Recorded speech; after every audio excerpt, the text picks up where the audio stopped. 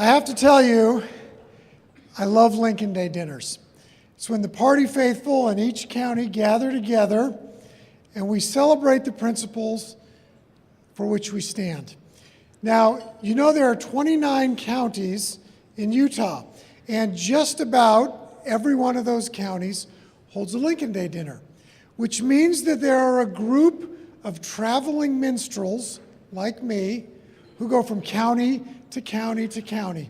And like minstrels of old, we tell our tales. I am not an elected official. I don't have a past set of tales to tell, but I have a tale of a vision that I would like to see for Utah. I would like a Utah less reliant on the federal government. I would like a Utah where education is pushed from the state to the local level. I would like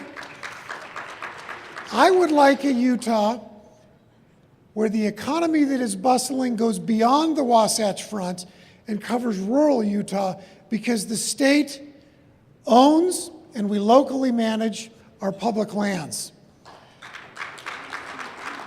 And I would like a Utah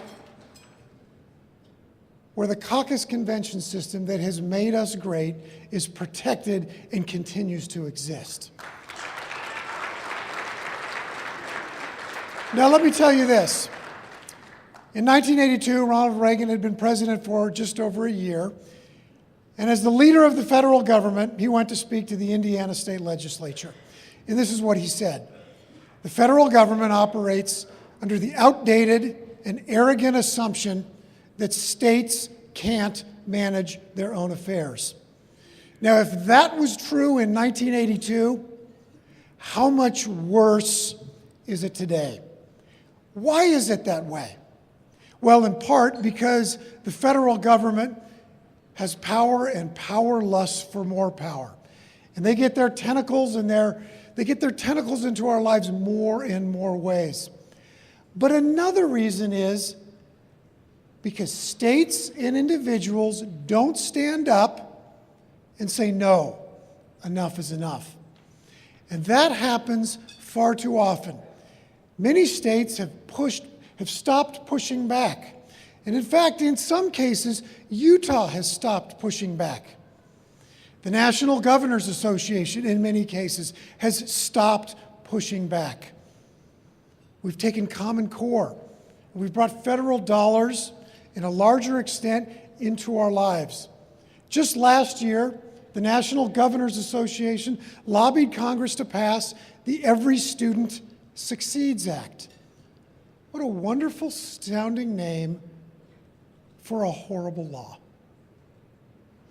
A law that gives the Secretary of Department of Education full veto power over our state education plan. That's got to stop. Thank you.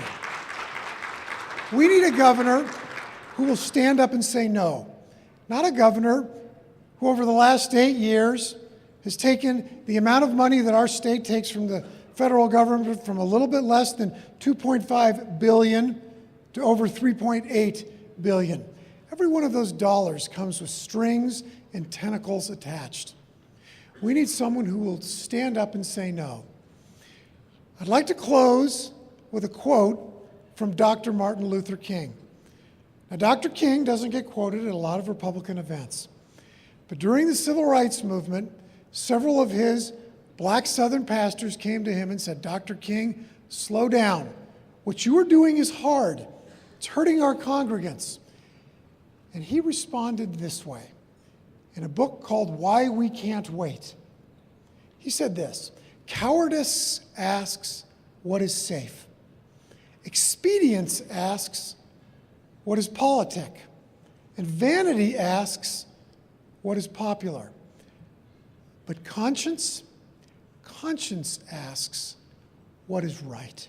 And sometimes we must do what is neither safe nor politic nor popular, but do it just because it is right.